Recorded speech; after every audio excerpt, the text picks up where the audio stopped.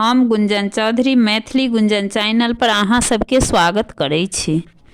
सासुर में जाके बेटी के केना रह के चाही से हम आई गीत के माध्यम से कह रहल छी। अहाँ सबसे आग्रह एक बेर गीत के अंत तक जरूर सुनब।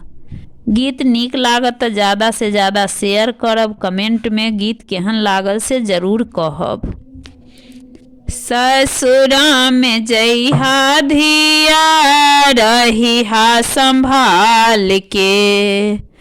ससुरा में जइहा धिया रहिहा संभाल के,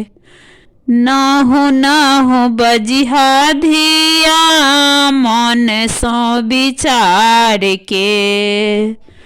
नहु बजिहा धिया मन सो विचार के, सासु के प्रणाम करी नित उठी भोर में, सासु के प्रणाम करी नित उठी भोर में, मंद मुस्कान रहे सदिखन ठोर में, मंद मुस्कान रहे सदिखन ठोर में, झाड़ी थकड़ी जुड़ा बान्ही सब नारी के, ससुरा में रहिहा धिया मन मारी के, ससुरा में रहिहा धिया मन मारी के, ननदी के दिग के ने चुप रही जइहा है, ननदी के दिग के ने चुप रही जइहा है,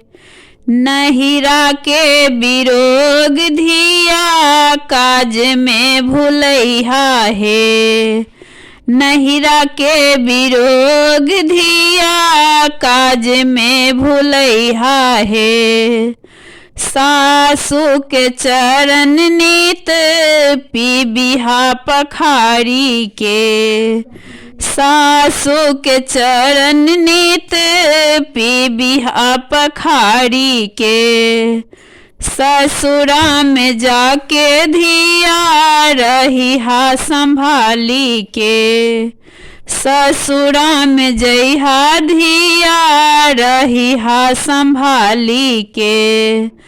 बूढ़ सूढ़ के अंगना में पैहा गोर लागी नाते, बूढ़ सूढ़ के अंगना में पबिहा गोर लागी नाते, धिया देह के दबबिहा गोर लागी नाते, धिया देह के दबइहा, स्वामी के चरण नित पीबिहा पखारी के, स्वामी के चरण नित पीबिहा पखारी के, ससुरा में जाके धिया रहिहा संभाली के, ससुरा में जइहा धिया रहिहा संभाली के, कहत मधुक मिश्र तन मन त्याग के, कहत मधुक मिश्र तन मन त्याग के, ससुरा में जइहा धिया रहिहा संभाल के, ससुरा में जाके धिया रहिहा संभाल के, ससुरा में जाके धिया रहिहा संभाल के, नहु बजिहा धिया मन से विचार के, नहु बजिहा धिया मन से विचार के,